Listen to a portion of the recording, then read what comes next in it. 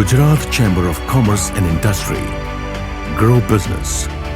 Transform Gujarat.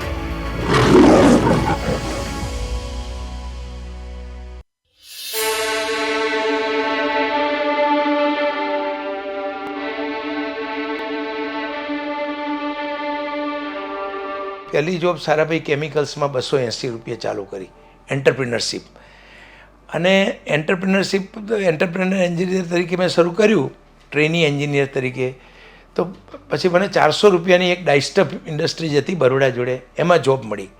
તો ત્યાં ચાલુ કર્યું. પછી નાઇટ શિફ્ટમાં હતો, તો રાત્રે અમે બધા મિત્રો ભેગા થઈએ અને ચર્ચા કરીએ કે સરું આપણે બીજા માટે જોબ કરીએ છીએ, તો આપણા પોતાના માટે કેમ ના કરી શકાય આવું. તો અમે રાત્રે ચર્ચા કરતાં કરતાં એવા નિષ્કર્ષ કે કોઈ નોકરી છોડી દઈએ. અને મારા મોટા ભાઈ અરવિંદ મિલમાં હતા, એટલે ટેક્સટાઇલ ઇન્ડસ્ટ્રીથી જાણકાર હતા.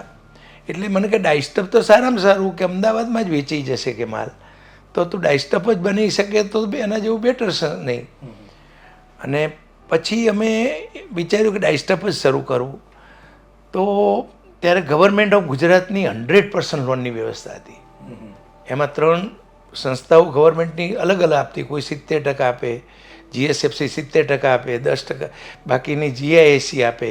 એટલે એની એ સ્કીમમાં અમને 100% લોન મળી. કારણ કે ફાધર જોડે તો 10,000 રૂપિયાની વ્યવસ્થા હતી નહીં. તો મારા મામાના છોકરાએ મને 10,000 રૂપિયા આપ્યા. હું બસમાં વટવા ચાલુ કર્યું. વટવા જીઆઈડીસીમાં મેં પ્લોટ લીધો, ત્યારે જીઆઈડીસીવાળા અમને બતાવવા એમની ગાડીમાં આવ્યા, કારણ કે કોઈ હતું જ નહીં. અને 76ના એન્ડમાં અમે જ્યારે શેડ લીધો, ત્યારે એમને કીધું તમારે જે જોઈએ શેડ લઈ લો. એટલે કેવી ગવર્મેન્ટનું કેટલો બધો સપોર્ટ હતો. મારો તો તમને જે મેસેજ કહેવો છે કે ભાઈ, ગવર્મેન્ટના સપોર્ટ વખતે હું એન્ટરપ્રિનરશિપ ચાલુ ન કરી શકત. વગર પૈસે ઇન્ડસ્ટ્રી ચાલુ કરવી.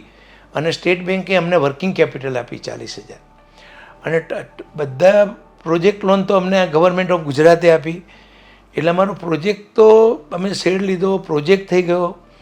પણ બિલકુલ કોરી સ્લેટ હતી અમારી. એટલે અમારી ભૂલો પણ ઘણી થઈ કે ભાઈ એનું લેઆઉટ હોય પ્લાન્ટનું એ બરાબર નહોતું.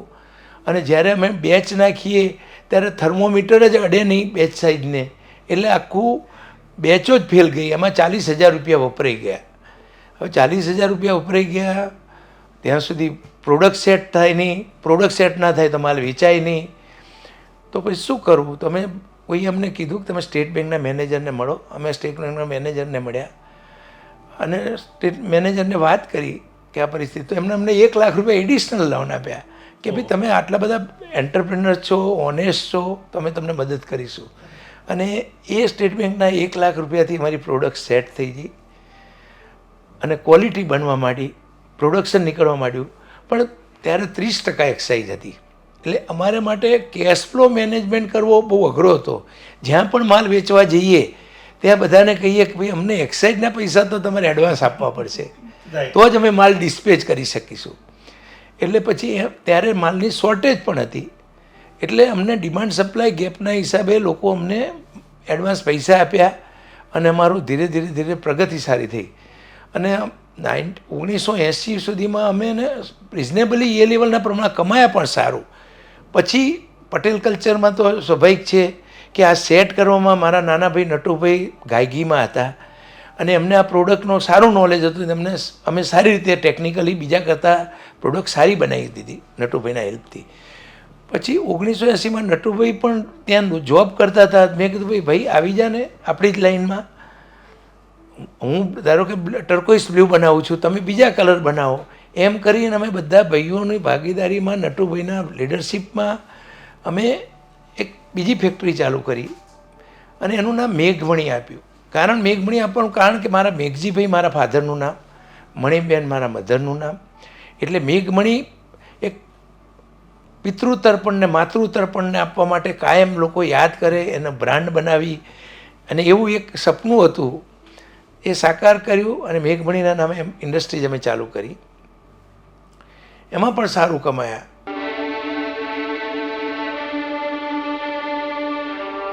શરૂઆતમાં તો અમે લોકો ત્યાં કોમ્યુનિકેશન કરવું પડે એટલે અમારી જોડે કોઈ ટેલેક્સ નહોતા, ફેક્સ નહોતા, ઈમેલ તો સવાલ જ નથી.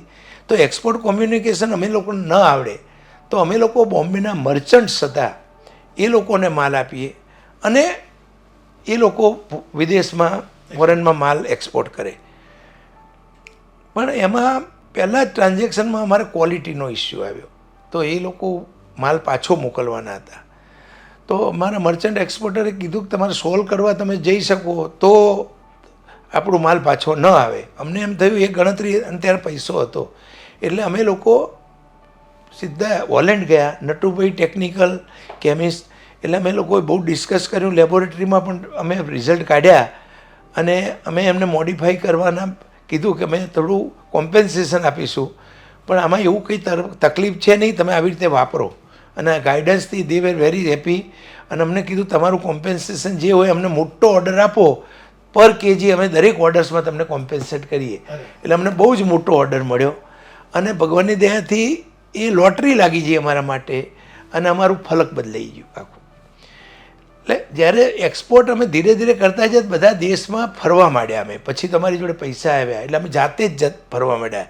એ શરૂઆત એશિયન કન્ટ્રીથી કરી, ઇન્ડોનેશિયા ગયા, થાઈલેન્ડ ગયા, સિંગાપુર ગયા. પછી એમને થયું કે આ તો બધું ઇઝી છે તો અમે તાઇવાન, કોરિયા ગયા. લેંગ્વેજના પ્રોબ્લેમ હતા પણ દરેક હોટલમાં જઈએ, યલો પેજીસની બુક કાઢીએ, એમાંથી સરનામા લઈએ અને ફોન કરીએ તો અમને એપોઇન્ટમેન્ટો જેવી તેવી મળતી, એપોઇન્ટમેન્ટ વગર પણ અમે પહોંચી જતા અને એવી રીતે એક્સપોર્ટ ડેવલપ કર્યું.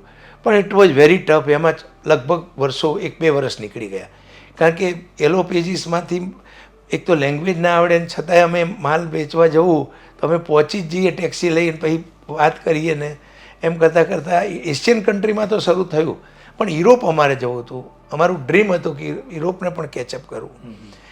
એટલે યુરોપમાં પણ અમે આ જ તુક્કો કર્યો. યલો પેજીસમાં સરનામા હોય કે ભાઈ ડાયસ્ટફના ડીલર્સ કોણ છે, એમના સરનામા કોણ, એમના ટેલિફોન નંબર અમે લેન્ડલાઇન પર ફોન કરીએ અને પહોંચી જતા. અને એ લોકોને માલ એ લોકો લેતા હતા તો ખરા પણ મર્ચન્ટ એક્સપોર્ટનો લેતા હતા, મલ્ટીનેશનલનો લેતા હતા. હવે એની સામે અમારા માલ એમને ટેસ્ટ કર્યા ઘણા. અમને એ લોકોએ કીધું કે તમે અમારું કન્ટેનર 100 ટનનું થાય તો 100 ટનનું પ્રી શિપમેન્ટ સેમ્પલ મોકલો, એ પાસ થાય તો અમે તમારો માલ લઈએ. હવે અમે તો એફોર્ડ કરી શકતા હતા એ વખતે એટલે અમે લોકો 100 ટન માલ ભેગો કરીએ, સેમ્પલ મોકલીએ, એપ્રુવ થાય પછી માલ મોકલીએ અને એમ કરીએ. અને જે યુરોપ અમારું ચાલુ થયું છે પછી કોઈ દિવસ પાછું વળીને અમે જોયું નથી. અને ધીરે ધીરે કન્ટ્રી વધારતા જ્યાં અમેરિકા ગયા, લેટિન અમેરિકા ગયા અને ધીરે ધીરે કરતાં આજની તારીખમાં અમે 80 કન્ટ્રીમાં એક્સપોર્ટ કરીએ છીએ. પણ જર્ની એવી હતી કે ભાઈ પ્રોફિટ થાય, ખેડૂતના છોકરા, એન્ટરપ્રિનર. અમને અમારે લક્ઝરીમાં શોખ નહોતો, અમારા મોજ શોખમાં શોખ નહોતો, પણ અમારું કુટુંબ બહોળું કુટુંબ હતું એટલે અમારા ભત્રીજાઓ અને બધાને સેટ કરવા.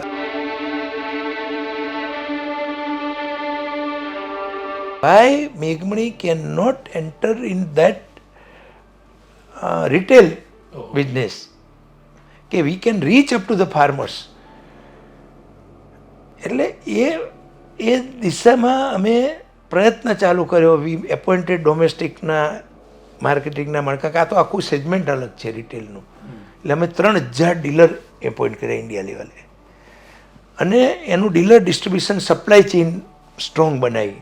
બધી જગ્યાએ ગોડાઉન બધા રાજ્યોમાં બનાવ્યા અને જે સ્ટ્રોંગ કર્યું એમાં અમે બધા રજિસ્ટ્રેશન ઇન્ડિયા અમારા અત્યારે એગ્રોના રજિસ્ટ્રેશન +600 છે. એમાં એક્સપોર્ટના પણ આવી ગયા અને ડોમેસ્ટિકના આવી ગયા. એટલે પ્રોડક્ટ લાઇન અમારી સ્ટ્રોંગ કરી નાખી. Registration is foundation of agrochemical. અને ડીલર્સ નેટવર્ક સારું કરી નાખ્યું, સપ્લાય ચેઇન સ્ટ્રોંગ કરી નાખી. એટલે જે અમારા 4-5 વર્ષ એમાં ગયા એમાં અત્યારે ધીરે ધીરે કરતાં અમારું બ્રાન્ડિંગ થવા માંડ્યું ઇન્ડિયામાં મેઘમણીનું અને ડીલર સુધી અમે પહોંચી ગયા. એટલે આમાં સફળ ગયા તો અમારે શું કરવું જોઈએ અમને થયું. તો પછી અમે થયું કે ભાઈ પિગમેન્ટની લાઈન પણ સારી છે. ઇન્ડિયામાં ટિટેનિયમ ડાયોક્સાઇડ ઇમ્પોર્ટ થતો હતો. અત્યારે ઇન્ડિયામાં લગભગ 2.5 લાખ ટન ઇમ્પોર્ટ થાય ટિટેનિયમ ડાયોક્સાઇડ અને બને 70,000 ટન જ. તો ટિટેનિયમ ડાયોક્સાઇડની દહેજમાં એક ફેક્ટરી હતી KCL કરીને, કિલ્બન કેમિકલ્સ લિમિટેડ. એ NCLTમાં ગઈ. હવે NCLTમાંથી અમે એક્વાયર કરી. એનો પ્રોસેસ 1 વર્ષ ચાલ્યો એક્વાયરિંગનો. અમારે સુપ્રીમ કોર્ટ સુધી જવું પડ્યું, કારણ કે એની લાઈન હતી એક્વાયરિંગ કંપનીને. અમે વધારે બીડ કર્યું હતું, છતાંય અમને ના મળે એવું એ લોકો કરવા માંડ્યા. પછી અપફ્રન્ટ અમે કીધું કે ચેક તમને 130 કરોડનો આપી દઈશું, એમ કરીને અમે એક્વાયર કરી લીધી કંપની. અને કેલ્વન કેમિકલ્સ એક્વાયર કરી અમારે 2 વર્ષ થયા છે, એટલે એ કંપનીમાં અમે બીજા 500 કરોડ નાખ્યા. અને એમાં કેપેસિટી વધારી, ક્વોલિટી ઉપર ફોકસ કરવા માંડ્યું અને એ રિલેટેડ કરવા માંડ્યું. અત્યારે બધું ટ્રાયલ પ્રોડક્શન ચાલી રહ્યું છે. We are very closure two multinational quality. અને અમે લગભગ ડિસેમ્બર એન્ડમાં એ પ્રોડક્ટ અમારો માર્કેટમાં આવી જશે વિથ ક્વોલિટી. અને એ કદાચ ગવર્મેન્ટની એક PLI સ્કીમ છે, તમને ખ્યાલ હોય તો. એ PLI સ્કીમમાં પણ ટિટેનિયમ ડાયોક્સાઇડ આવી જાય તો અમને આર્થિક ફાયદો એ પણ થઈ શકે.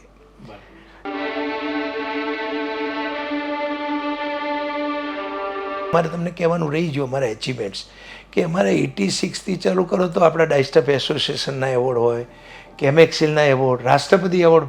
પહેલી વખત રાષ્ટ્રપતિ એવોર્ડ મળવાનો હતો ત્યારે મારી જોડે તો ઓફિસ હતી નહીં, વટવા જ હતી. ગ્રીનના પ્લાન્ટમાં અમે બેસતા હતા. તો CBI આવ્યું, અને CBI આવ્યું એટલે મેં બધા ગભરાઈ ગયા, શું કરવું શું નહીં. પછી અડધો કલાક પછી એમને મને કીધું, ના ના, તમને તો રાષ્ટ્રપતિ એવોર્ડ મળવાનો છે, એટલે તમે લોકોએ કોઈ ફાઇનાન્શિયલ ફ્રોડ નથી કર્યું, કોઈ બેંકનું, કોઈ ઇન્કમ ટેક્સ પૈસા બાકી નથી, કોઈ સેલ ટેક્સના બાકી નથી, એ બધી તપાસ કરવા આવ્યા છીએ. અને એટલે એ અમને તો 92માં અમને રાષ્ટ્રપતિ એવોર્ડ મળ્યો હતો. એટલે 3 વખત પછી રાષ્ટ્રપતિ એવોર્ડ મળ્યો જુદા જુદા વર્ષમાં. એ એચિવમેન્ટ મેં ન કીધા, કારણ કે એવોર્ડ્સ તો એક્સપોર્ટ વધારે હોય એને મળે જ. એટલે કેમેક્સિલનું પણ, કેમેક્સિલે મને શું કર્યું કે જે એઝ એ ચેરમેન, આમ તો કંપનીને આપ્યું કહેવાય, પણ લાઈફ ટાઈમ એચિવમેન્ટ એવોર્ડ પણ કેમેક્સિલે આપ્યો.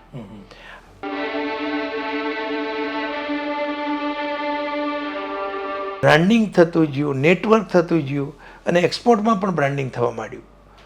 અમે એક પણ કન્ટ્રી એવો નથી જોડ્યો કે અમારા જે કસ્ટમર હોય, લગભગ 88થી અમારા કસ્ટમર એક્સપોર્ટના છે. એ જ till today they are our customer today. એટલે એ એથિકલી અમે એમને ટાઈઅપ રાખ્યા કે ભાઈ ભાવ વધે ઘટે, સપ્લાય ચેઇનના પ્રોબ્લેમ આવે, એ અમે ટ્રાન્સપેરન્ટ એમને કહેતા. અને રો મટીરિયલ્સના ભાવ વધે તો એમને પ્રૂફ આપતા, અને બીજાની જેમ ગેરફાયદો ન લેવો, એમ કરીને પણ અમારું જે કસ્ટમર બેઝમાં અમારું કસ્ટમર સેટિસ્ફેક્શન, જેમ ગાંધીજી કહે છે ને, કસ્ટમર ઇઝ ગોડ.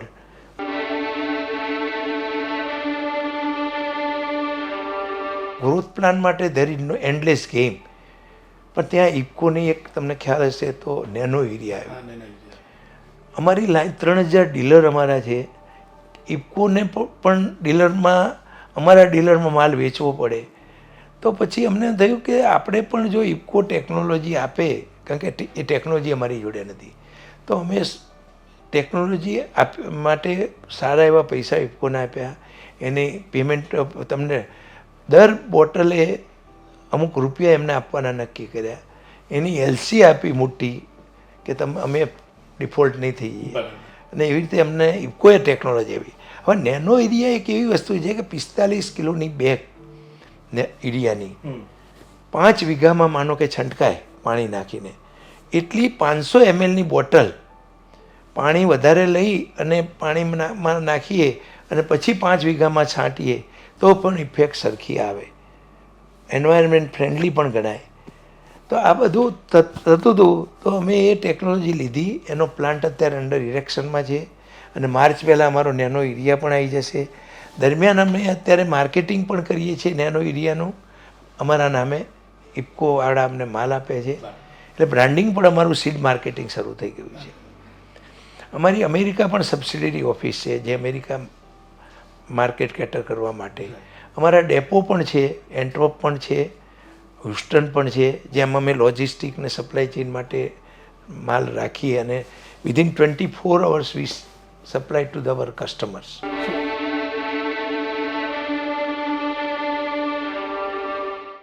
અમે ફેમિલી કાઉન્સિલમાં 5 પ્રમોટરો, અમે પોતે ફાઉન્ડર પ્રમોટર, અને અમારી સેકન્ડ જનરેશન બધી 5 જણ. એ 10 જણની અમે મહિનામાં 2 દિવસ સવારે 10થી સાંજના 6 વાગ્યા સુધી બેસીએ.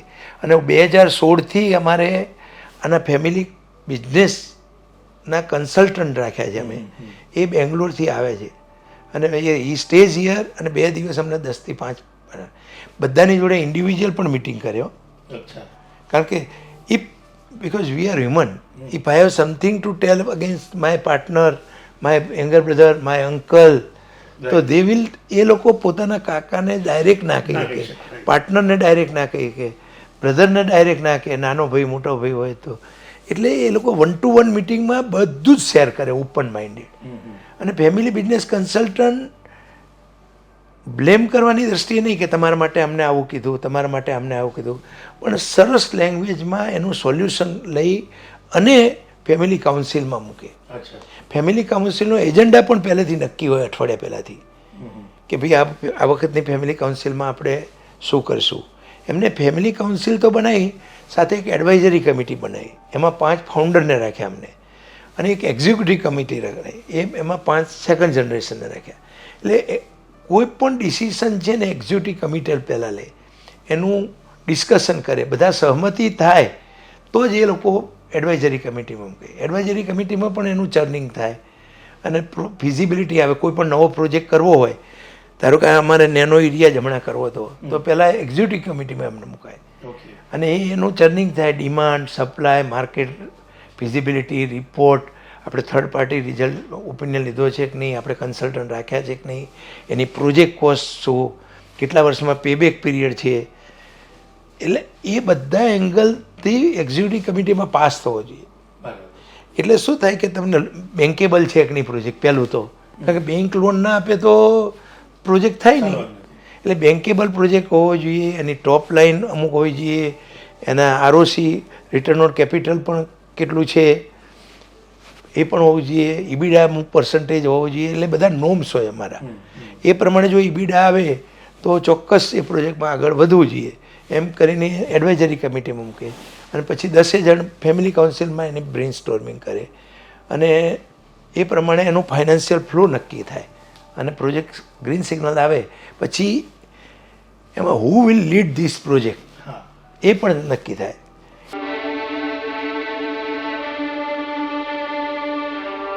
દરેક વર્ટિકલમાં અમે લોકોને એમને એથિક્સ આપ્યા કે ભાઈ ટીએરા કરીને અમારા ગુરુએ, ફેમિલી બિઝનેસના ગુરુએ અમને મંત્ર આપેલો.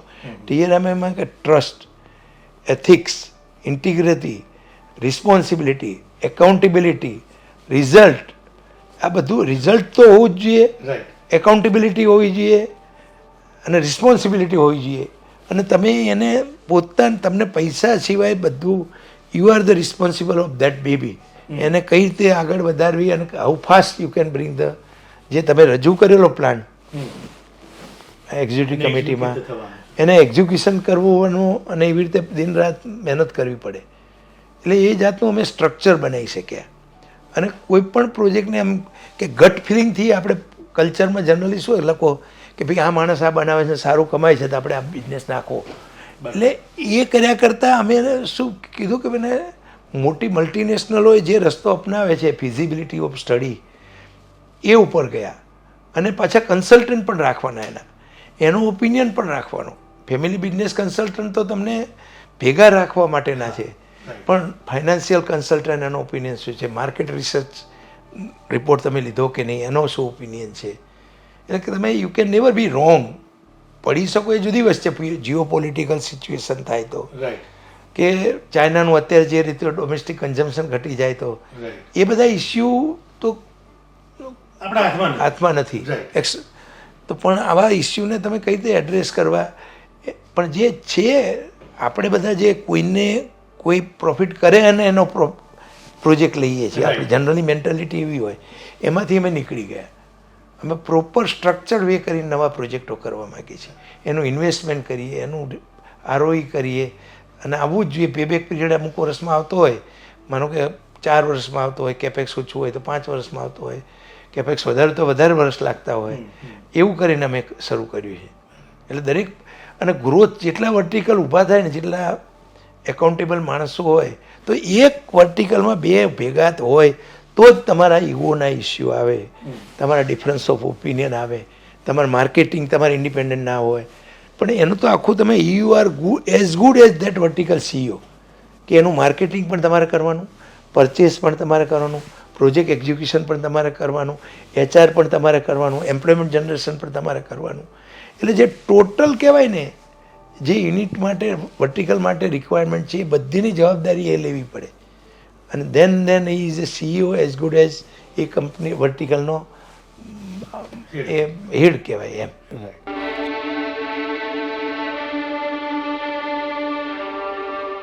અને બરોડામાં મેં એક મેઘમણી ડાયમંડ હોસ્ટેલ કરી. જે હોસ્ટેલમાં હું રહેલો એ હોસ્ટેલ બંધ થઈ ગઈ. પછી મને થયું કે આપણે આ હોસ્ટેલ એવી કરવી જોઈએ કે આપણે તો વી કેન એફોર્ડ. અમે બધા મિત્રો મળ્યા, મેં કીધું હું પૈસા હું આપું અને તમે બી લાવો. એમ જોઈન્ટ સહકારથી અમે મેઘમણી ડાયમંડ હોસ્ટેલ કરીને 40 છોકરાઓને આજની તારીખમાં બિલકુલ ફ્રી ઓફ ચાર્જ ભણે છે, કોલેજની ફી આપીએ અને બધું જ કરીએ, જમવાનું મફત, પણ બ્રિલિયન્ટ છોકરાઓને ગરીબી રેખાની એ ક્રાઇટેરિયા લખ્યું. ન કે તો બધું એડમિશનનો ધસારો બહુ થાય ને, એટલે એ પણ પ્રયત્ન કર્યો. આ જે બધી આપની જે જર્ની છે તો 0થી હીરો કદાચ આપણે કહી શકીએ, અને એમાં તમારે MSMEની જે સેક્ટર છે એને કશુંક સલાહ કે સૂચન આપવું હોય, કારણ કે ઘણી ઇન્ડસ્ટ્રીના માણસો એવા હોય છે જે ગભરાતા હોય છે ઇન્ડસ્ટ્રી કરતા, જેને પૈસા કદાચ હોય છે અથવા નોલેજ હોય છે પણ એ પહોંચી શકવાની હોય બીક લાગતી હોય છે, તો એના માટે આપનું કોઈ સૂચન ખરું? એટલે મારે તો એન્ટરપ્રિનરને ખાસ સૂચન એટલે કરવું છે કે અમારે 0માંથી શરૂ કરીને આજે અમારું ગ્રુપ 10,000 કરોડ પહોંચ્યું છે. તો એટલા બધા અમને હર્ડલ્સ પણ આવી છે. અમે 3 ઇન્ડસ્ટ્રીઝ અમે એક્વાયર કરેલી, એમાં અમે ફેલ પણ ગયા છીએ. મારે એન્ટરપ્રિનરને મેસેજ આપવો હોય તો એટલો જ કે અમે 3 ઇન્વેસ્ટમેન્ટ કર્યા. એક બાયોટેકનોલોજીમાં કર્યું બેંગ્લોરમાં, મૈસૂરમાં, અને ફેલ ગયા કારણ કે અમે we could not identify the right partner. પછી અમે ફેરોક્રોમનો કર્યો કટક, એમાં પણ અમે સારા એવા પૈસા ગુમાયા, ત્યાં પણ પાર્ટનર નહોતો સારો.